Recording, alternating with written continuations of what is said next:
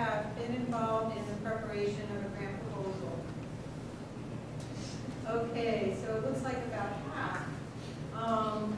I'm going to take it down to the lowest denominator, if that's acceptable for everyone, just to make sure, because when we talk about grantsmanship in academic libraries, this is a new field. It has been done, we could say, by individual scholars,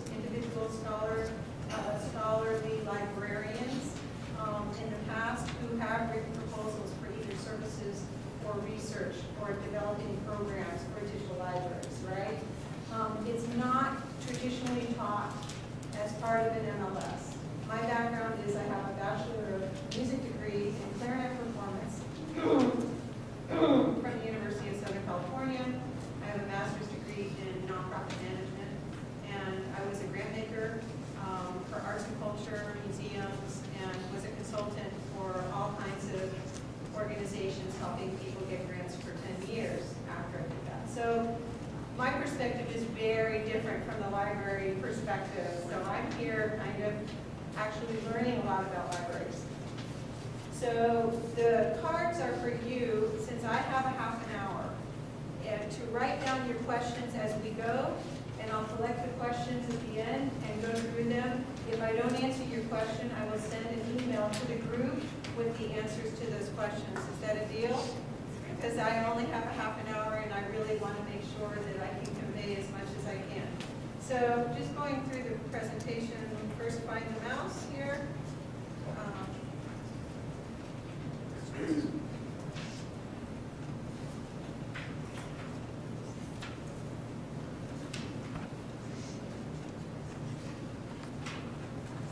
So there are basically three aspects of the plan of any grant proposal that actually that represent what a grant application is. It's essentially a business plan for something that you're going to do in the future.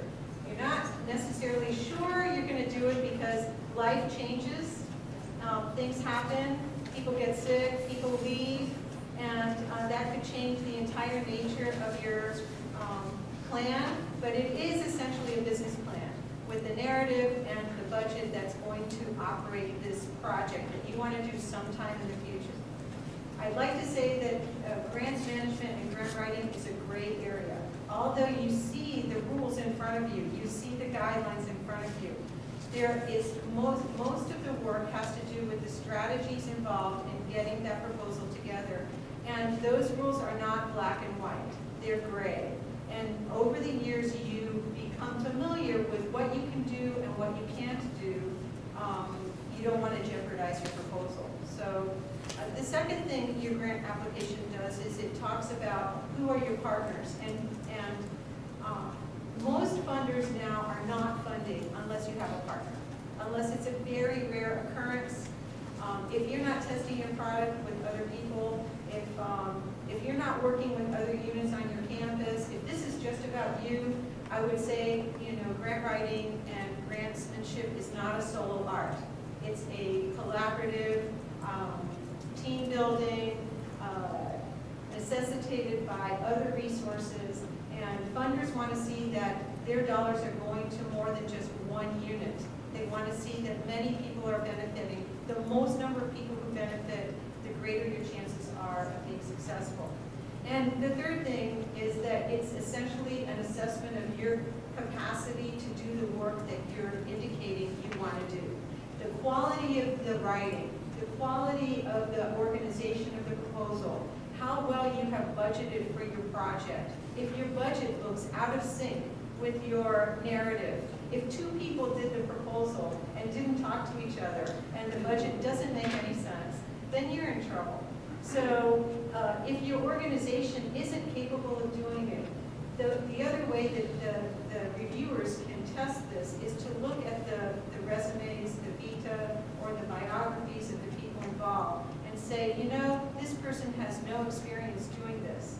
This person isn't qualified to do this. Or there aren't sufficient letters of support. So this isn't going to fly, we're not going to invest in it. Please write your questions as we go through this. So in my definition of what is grants management, this is the of what I'm doing in any given day.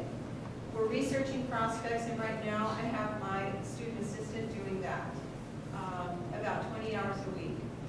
We're matching up what does the program say it wants, and whether our project or idea matches with that. And what is their dollar history? How can we make sure that we're going to ask for something that makes sense in relation to what they've given to others in the past? Have they given to libraries in the past? If so, how much have they given and for what? You can find all of this out, mostly in federal grants and state grants. It's a very transparent process. So you can get copies of applications, you can talk to other principal investigators and find out if they would share their application with you. We're doing a proposal right now, and we asked for other awardees last year to send us their proposals, and they did. You can use those proposals for training purposes. You should not distribute them unless the PI gives you permission to do so. Many of these proposals are actually available online if you go to the site and look for previous grants. So the actual purpose of the proposal is to create a mental movie that has no gaps in it. The mental movie is created by the story that you write in your narrative, combined with the figures in your budget and the timeline. So when I'm doing a proposal, I start with a checklist of everything that's required, not that's produced by the funding agent, but one that I produce myself. The reason is that I embed the criteria of how the proposal will be evaluated into questions that then we answer on my checklist. The funder will not do that for you. If you look for a checklist on any site, the checklist of requirements, you will not likely find the criteria for how you will be evaluated. So if you don't have the criteria for how you're going to be evaluated, how can you be successful? By simply answering the questions in the manner in which you want to answer them, correct? You have to match it to their criteria.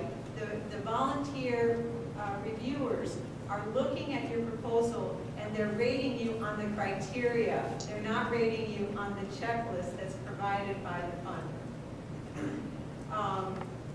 So while they're reading this in their free time, because they're usually volunteering to do this work, they're not paid, if there are gaps in the mental movie that they see in your proposal, for instance, I don't understand this, I have questions about this, how are they going to make this happen? It doesn't look like there's enough money. It doesn't look like the right people are part of the team.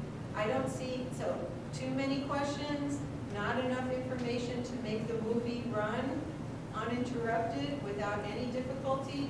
You're in the pile that says, I'll look at that later. You want to make sure it's completely clear that there's no extraneous information that would distract the reviewer from being focused on the story and how much it's going to cost to complete the project. You have to select strong partners that are stronger than you. The better the team, the stronger the team, the better your chance of getting the award. You need to know what to do if you get rejected, which is to never get defensive. I have been a mediator with some funders to mediate between a disgruntled applicant and the funder, because there's a sense of entitlement that we have sometimes about we did all this work, we followed the guidelines, and now you're not funding us. And this is tax dollars, and I'm a taxpayer, so explain. Never do that, because you're going to go back to that bridge and cross that bridge, and you want it to be intact. You ask for comments, you ask for feedback, whatever you can get, you want it, so that you can learn. The whole purpose of doing this work is to learn. Learn what your organization is capable of doing, and learn about the process of trying to get funded for a project. If you think it's about getting the funding, it's not. And this is really the kiss of death for most grants programs.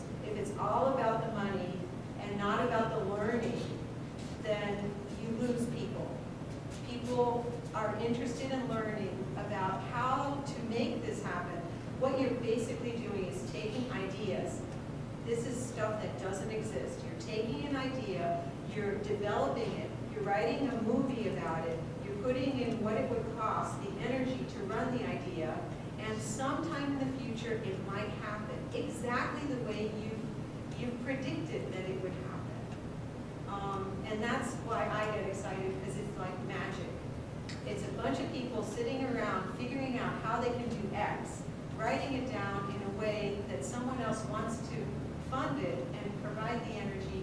We get the funding, we do the project, and boom, it's out there for the universe. And it's a huge high when it works. And your ultimate goal is to make sure that if you get funded, that the relationship with the sponsor or the funder from the day that they award you the proposal until the day that you complete the project is as good as the day you got your letter that awarded you the contract. That's what's really important about grants management. So these are a few key ideas that I have about creating. How many of you have an existing grants program in your library? 1, 2, 3, 6. That's a lot. I think it's a lot. So this is what works for us here. I have the dean's support to do this work. My office is right next door to hers. If there's something I need right away, because obviously grantsmanship is about deadlines and meeting deadlines. And a lot of times you don't have sufficient information when you want it, and you have to wait until you get the information. And if you need help, then at least the dean is there to help you. You have to have a sufficient group of librarians who are interested in this kind of work. It's voluntary work, right? It's added on work. It's sometimes people see me coming and they close the door because I represent more work. And what we're looking for is librarians to step up and say, I saw that there's this deadline and I'm interested in doing it. Bess, what do you think? And we do a feasibility study. We do a plan. We map out the timeline and we map out the budget based on the timeline. And we see whether it makes sense. And if it makes sense, we move forward. If it doesn't make sense, we stop and nobody's wasted their time. So we usually, whenever possible, we start with the timeline, then we do the budget, and then we have the checklist and we move forward. If the budget doesn't look feasible, we stop. The reason we do that is because I don't want to burn too many librarians wasting their time on projects that don't get submitted. The other thing I don't want to do is I don't want to submit poorly prepared proposals if their decline in our ratio of declinations is higher than our ratio of successful proposals. Nobody's going to want to work with me, right? So I walk a fine line. I'm kind of in the middle of all of this stuff that's happening, and much of it the librarians don't know anything about. I'm making it work for them so that they will continue to partner with me. I'm not adding work to them. I'm trying to take work away from them so we can submit the proposal. You have to know what you've got. Most people in organizations don't know their assets. I can tell you, each one of you in a heartbeat can tell me what you need in your organization, what you're lacking. Most people who work in organizations pay attention to what they don't have and not what they already have. So I mine applications, previous applications. I read those. Most libraries that have a grants file of applications, no one reads them, right? Only the PI knows, whoever's involved knows all about it, but nobody else in the library knows anything about it. We try to put those up, and I'll show you where we've got them. But let's say you hire someone to come in. We just hired a science chemistry librarian. I want to see her vita because I want to know what she knows how to do, so that if I need that skill, I know where to get it. If you have a large library and you have lots of librarians and staff, you don't necessarily know what their backgrounds are. Once you hire them, their CV goes somewhere and disappears into the HR file. You have to know what you've got. You you have to know what you've got in terms of collections. You have to know in terms of where are those collections in terms of their processing, et cetera. And who's using what? Is there demand for a collection that you could write a proposal for? You need to know what you've got on hand in terms of projects and programs. I tell people that a program never ends. So a digital library is a program. It never ends. You're constantly adding to it, correct? A project is something that you do within your program. So you need to know what your current programs are and what possible projects could fit into those programs. As libraries, I don't hear a lot of talk about our programs. In the nonprofit sector, we use that word programs all the time. They never end, right? A grant proposal creates a project that feeds into a program. Make sense? If you're constantly talking about projects, then people think it has an ending. But most of the work of libraries never ends. So you want to pay attention to that. People need to understand how to manage projects if you want to have a successful grants program. That's what this is project management. So if you have a group of librarians who are not savvy about managing projects and managing people, then you need to be careful that you don't bite off more than you can chew. If it's a failure, the funder won't forget it. And you should know where your organization is going and what its priorities are, what its collection priorities are, what its donor projects are that are priorities. So you can match those up with what is coming out in terms of opportunities. You have to have trust and support. So a lot of times I have a designated accountant that is the grants accountant. 25% of her time is dedicated to working with me. I have a student assistant who works with me. In the suite where the dean works, there are 3 other people that support us. If I need help, I can go to them. I have support from the HR department in hiring staff or trying to figure out, okay, we're going to take 25% of this person's time and buy them out by that time. What can we do with that 25%? We can hire how many students to help out? Can we hire a temporary librarian? If we pull a bunch of that money together, and we've done all of those things. And so it requires that you be able to access and work with lots of people. You have to be part of some kind of system that gets you to develop relationships with other people on campus. And I'm constantly doing that. I'm a facilitator, so I get called on by other colleges to facilitate processes. I facilitate a speed dating process that is a very fast networking process. I meet lots of people doing that. They know that I'm the grants person at the library. They find a grant that has a library component. They call me and they ask me to be part of it. So whatever you can do to insert your grants person or your people who are looking to partner with others in other environments external to the library, the more successful you're going to be and the more calls you'll get. Now I'm getting called by the Museum Studies Department to do training in how to write grants. As a result, that faculty member is looking for opportunities to partner with the library on projects. Standard procedures for how this actually occurs.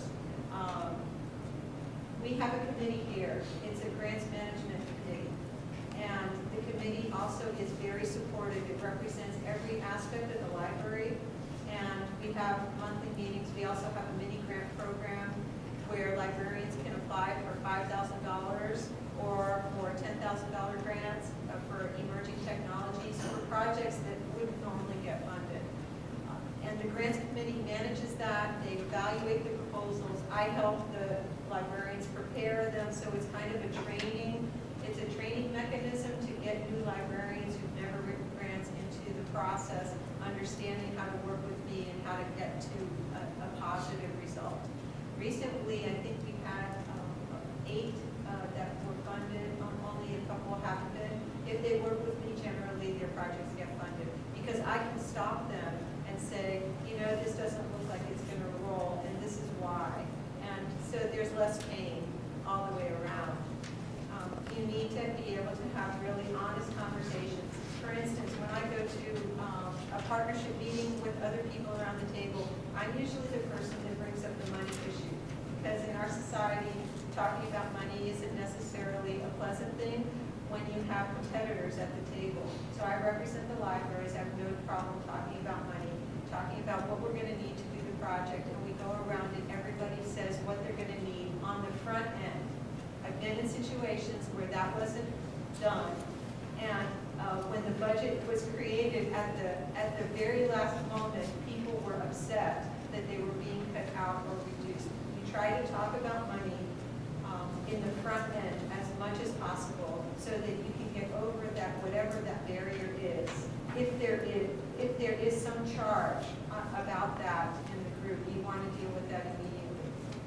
These are the common mistakes that I found in grants management, that you haven't given yourself enough time to get the letters of support or letters of commitment.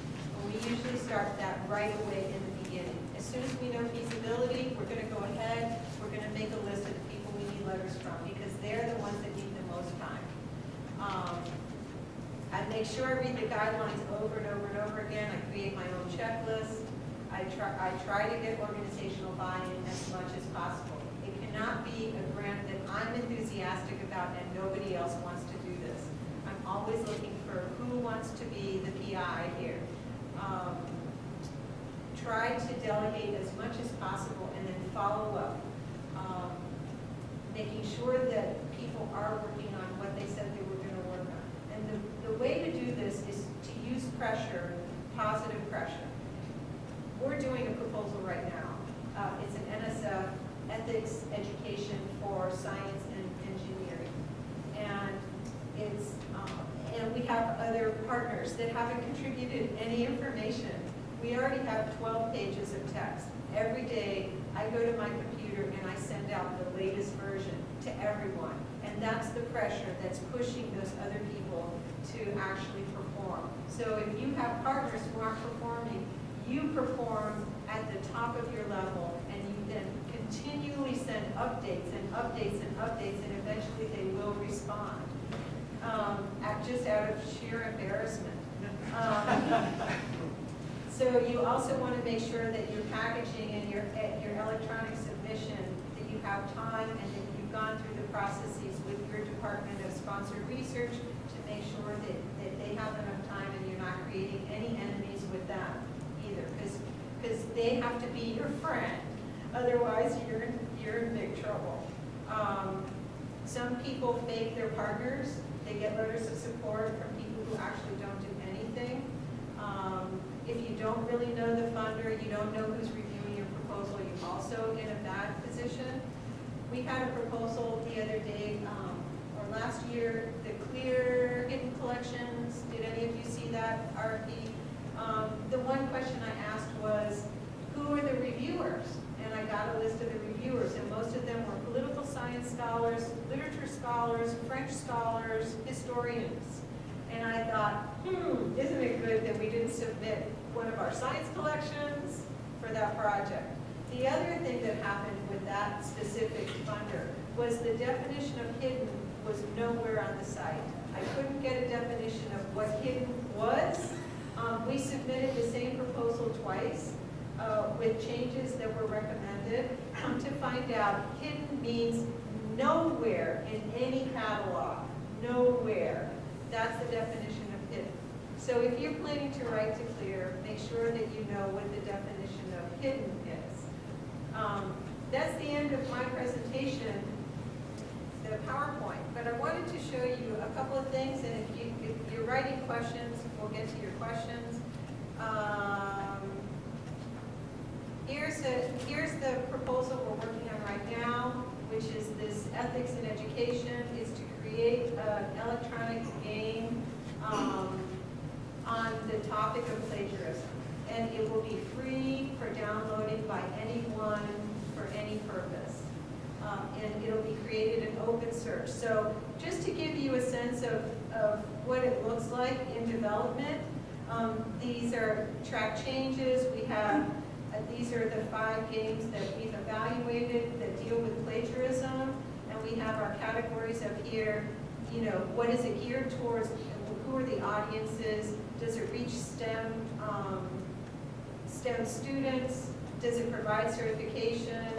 Does it have any kind of a multinational, multicultural, global perspective? Because in other countries, plagiarism is not considered plagiarism. Our definition is very different than what other countries. So are we creating global scientists and researchers?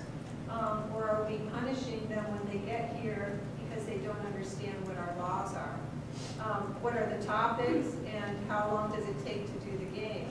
We also evaluated 23 tutorials on the subject of plagiarism, and here's the synopsis of what we found. This is work in progress on why games are good for educating the demographic that we're after. And then I can just show you, we have a nice chart that's in here that sometimes takes a little while to load, and there it is. This is the chart, how it's going to get created, a flow chart, and then we have our key personnel, and then we have at the this is our project plan, and then at the very end, these are our partners, and we have our citations. So that's a work in progress. It's not a finished product, obviously.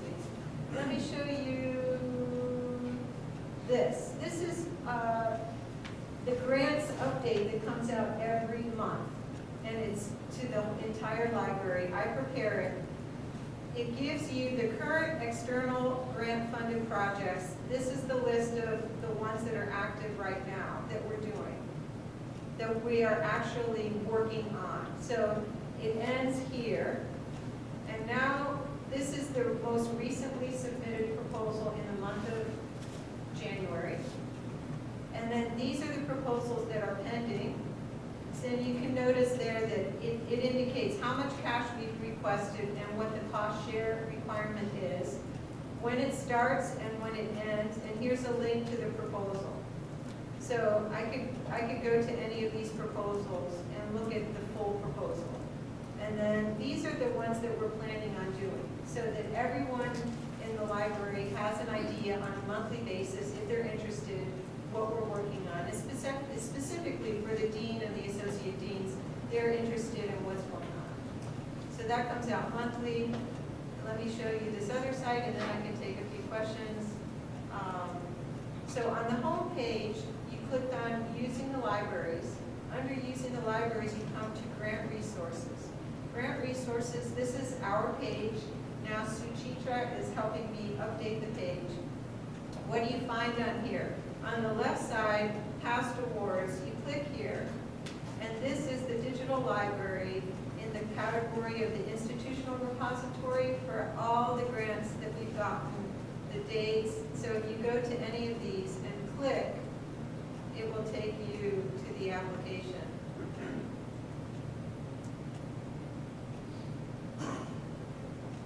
Now, how do I get to the whole thing? Including the authorizations.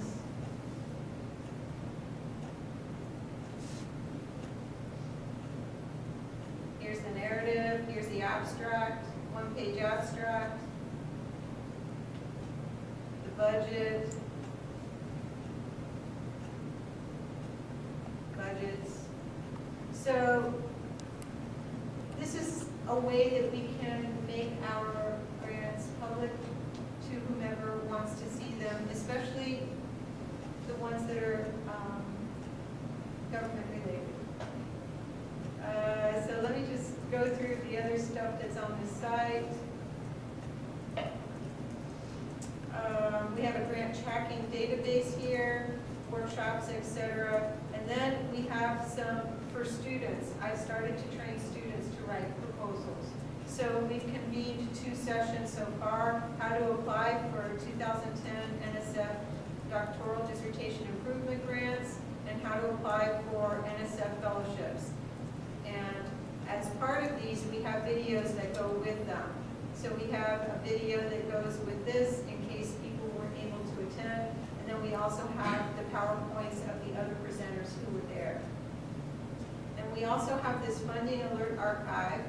This goes out every couple of weeks. Suchitra just created the last one.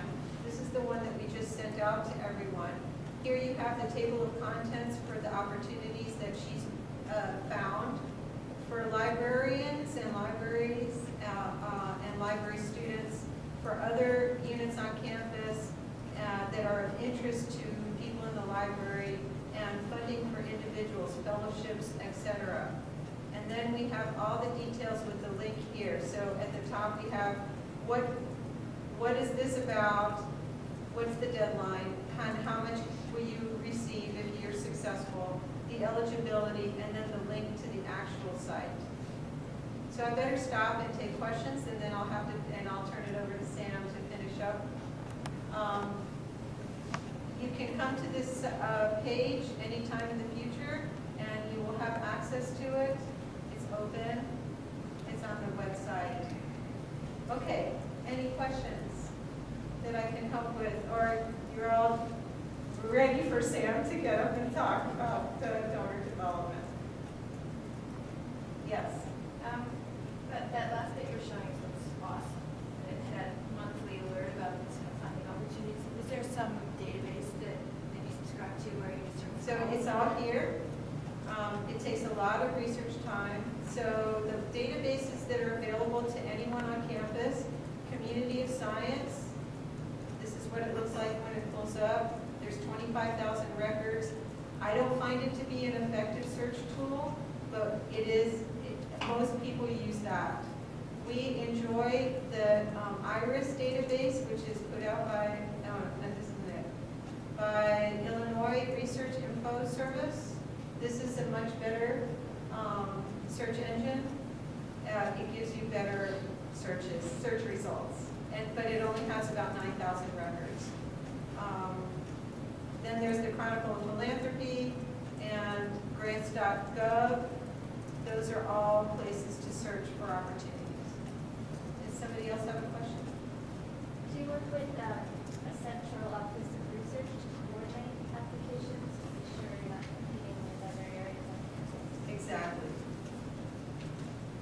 So How how do do you do we do that? They know I exist, Yeah. and whenever we get ready to submit a funding alert, we check to make sure that multiple applications are acceptable, and if only one is acceptable from an institution, then we clear that with them. All of my applications go through them for approval, yes. And they're the submitter. Usually, I'm not the submitter. Yes? Clearly, some of what you offer here is of general interest to the campus. Do you get credit somehow, or what sort of, have you received any rewards so far from other units on campus because of the nice work you're doing? Huge thank yous. The students are thrilled. There's no one else on campus is training students to write grants.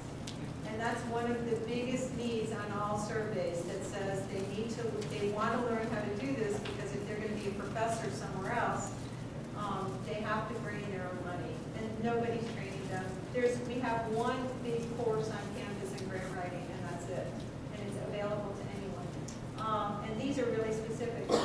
I've also gotten thank you notes from other people, other folks on campus, the College of Fine Arts, other deans have found it and have been really grateful.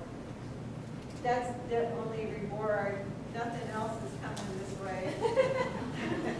But this will help the library have their visibility to the entire campus. So the campus will know library is one of the units support all those activities.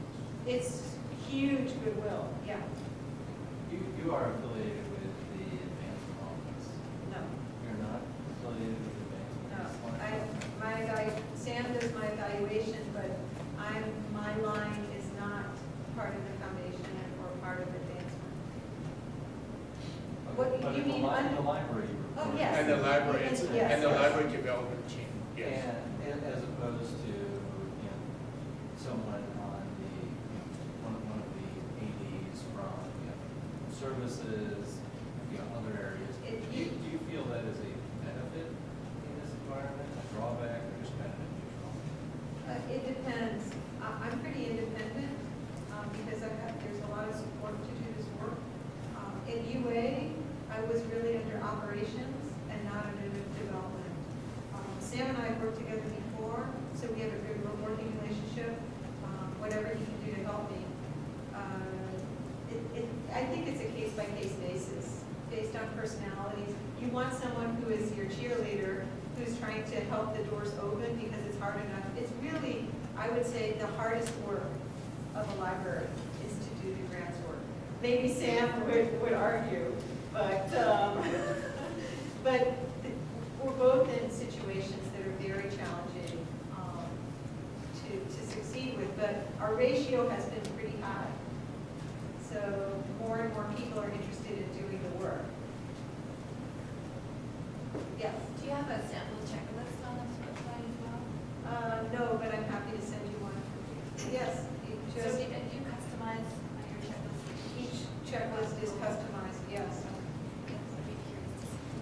My email is on the front of the presentation. Is that it? Are we good to go? I mean, can I ask how many were inspired to try to do this work? Yes? Who aren't doing it? I hope so, because it's really great work. And I'm privileged to be able to